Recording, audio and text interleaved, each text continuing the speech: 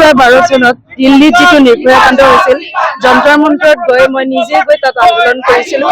সেই একে ঘটনাটো আকৌ বাৰম্বাৰ হৈ আছে। কেৱল মাত্ৰ ঘৰতে ৰাস্তা পদূলিতে নহয়, কিছু মহিলা ঘৰতো ধৰ্ষিত হৈ আছে। গতিকে তেনেকুৱা যাতে মানসিকভাৱে, শাৰীৰিকভাৱে আৰু আধ্যাত্মিকভাৱে যাতে নাৰী কোনো কাৰণত তল কৰি থাকিব নালাগে, ধৰ্ষিত হ'ব নালাগে, তাৰ কাৰণে আমি সদায় চৰকাৰৰ ওচৰত তথা যিসকল মুৰব্বী আমাৰ ভাৰসাম্য ৰক্ষা কৰে তেওঁলোকৰ ওচৰত আমি কৰজোৰে প্ৰাৰ্থনা কৰিছো যাতে আমাক ৰক্ষা কৰক। আচলতে এনেকুৱা হ'ব লাগিছিল আজি অকল যে মহিলাসকলেই প্ৰতিবাদ কৰিব লাগিব সেইটো নহয়, ইয়াত আচলতে পুৰুষৰ সংখ্যা কম হৈছে। আজি পুৰুষসকলে হিলদল ভাঙি আহিব লাগিছিল, কাৰণ আমাৰ বৰ্ণালীদেৱ আমাৰ হাতৰ পৰা হেৰাই গ'ল, নিৰ্ভয়া গ'ল, আজি আমাৰ ভূমিকা গ'ল। এনেকৈয়ে আচলতে আমাৰ সমাজখন বিকলাংগ কৰি পেলাইছে এচাম মানুহে, আৰু সেইচাম মানুহে আমাৰ যিটো মানে আইনী সুৰক্ষা, এই আইনী সুৰক্ষাৰ কাৰণে যুগে বাচি গৈ আছে। গতিকে তেওঁলোকক আচলতে কঠোৰ শাস্তি দিব লাগে, যে তেওঁলোকৰ শাস্তি দেখি বা কিছুমান মানুহখিনিয়ে ভয় কৰে আৰু তেওঁলোকৰ যাতে এনেধৰণৰ জঘন্য কাম কৰিলে তেওঁলোকে সাহস নকৰে, তেনেকুৱা দৃষ্টান্তমূলক শাস্তি হ'ব লাগে।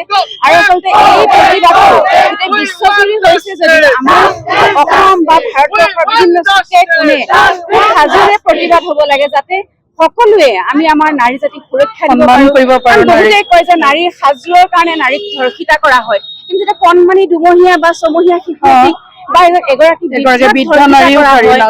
তেওঁলোকৰ সাজযোৰত চাই পেলাই কৰেনে? তেনেকুৱা প্ৰশ্ন এটা আমাৰ মনত উদয় হয়। গতিকে এই মানসিকতা, এই যে নাৰী কেৱল ভোগৰ সামগ্ৰী, নাৰী কেৱল এটা নাৰীক যিয়ে ধৰ্ষণ কৰে তেওঁ আচলতে মানুহ কেতিয়াও নহয়, তেওঁ আচলতে জন্তু।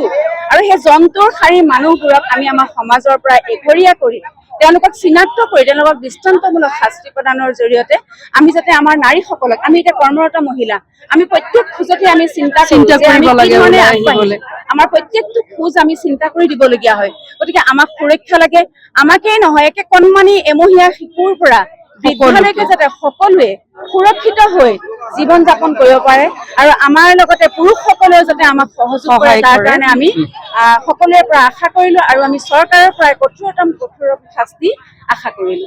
আচলতে শাস্তিৰ বাবে আমি ফাৰ্ষ্ট ট্ৰেক আদালতত বিচাৰ হোৱাটো বিচাৰোঁ, আৰু বিচাৰ যাতে আমাৰ দীঘলীয়া নহয়। বিচাৰ কৰোঁতে সময়খিনি পাৰ হৈ যায়, দোষী ইতিমধ্যে সমাজত টিঘিলঘিলাই ঘূৰি ফুৰে, সেইটো আমি হ'ব বিচৰা নাই। আৰু এটা দৃষ্টান্তমূলক এটা শাস্তি হোৱাটো আমি বিচাৰোঁ, কাৰণ আমাৰ ইয়াত নাৰীসকলৰ নিৰাপত্তা নাইকিয়া হৈ গৈছে, যি কৰ্মৰতই হওক বা এনেই হওক। কাৰণ আমি সৌ সিদিনা নিৰ্ভয়া কাণ্ডত আমি বহুত এটা দুখ পাই থৈ গৈছোঁ। সেইটো দুখ মাৰ নযাওঁতে আজি 9 আগষ্টত যিটো ঘটনা ঘটিলে কলিকতাত, সেইটো এটা সঁচাকৈ হৃদয় বিদাৰক ঘটনা, আৰু আমি তাত আমি সকলোৱে একেমুখে আমি গৰিহণা দিছোঁ, আৰু এনেকুৱা ঘটনা যাতে এই পথত শেষ হৈ যায় আমি তাৰ কাৰণে সেইটোৱে আমি কামনা কৰিছোঁ, আহ্বান জনাইছোঁ।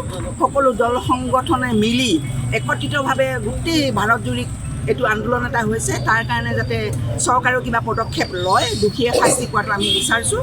মই ইমানকে কৈছোঁ। আজি আমাৰ প্ৰতিবাদ এই লৈ আমি ইয়াত প্ৰতিবাদ সাব্যস্ত কৰিছোঁ। NG কৰ হস্পিটেলৰ এগৰাকী কৰ্মৰত চিকিৎসক মৌমিতা দেৱনাথক অতি জঘন্যভাৱে তাৰ কনফাৰেন্স হলত কৰ্মৰত অৱস্থাতেই ধৰ্ষণ কৰি, যিটোৰ বৰ্ণনা কৰিব নোৱাৰি, যিটো বৰ্ণনা কৰিলে যিকোনো সভ্য মানুহৰ গাৰ নোম শিয়ৰি উঠিব, তেনে জঘন্যভাৱে ধৰ্ষণ কৰি তেওঁ হত্যা কৰা হ'ল। আৰু গোটেই আজি বিশ্বজুৰি আজি অসম ভাৰতবৰ্ষৰ বিভিন্ন প্ৰান্তে প্ৰান্তে এই জঘন্য ঘটনাৰ প্ৰতিবাদ হৈছে। অপৰাধীক শীঘ্ৰে কৰায়ত্ব কৰি চৰমতম কঠোৰতম শাস্তি দিবৰ কাৰণে দাবী উঠিছে।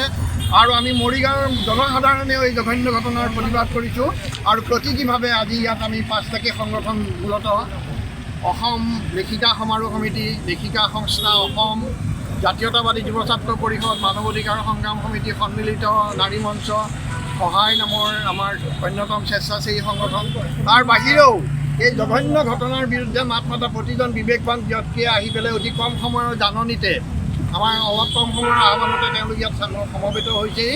আমাৰ সকলোৰে পুনৰবাৰ দাবী যে ধৰ্ষণকাৰীসকলক ফাঁচি দিব লাগে, তেওঁলোকৰ একমাত্ৰ শাস্তি মৃত্যুদণ্ড, আৰু চৰকাৰে শীঘ্ৰে কৰায়ত্ব কৰি তেওঁলোকক ফাঁচি দিব লাগে। তাৰ বাহিৰেও কৰ্মৰত যিসকল আমাৰ মহিলা আছে, সি শিক্ষয়িত্ৰীয়ে হওক, নাৰ্ছেই হওক, চিকিৎসকেই হওক বা বিভিন্ন বৃত্তিৰ মহিলাসকলক কৰ্মস্থলীত তেওঁলোকৰ সুৰক্ষাটো নিশ্চিত কৰিব লাগে। এইখিনি হ'ল আজি আমাৰ এই সমাৱেশৰ অন্যতম দাবী।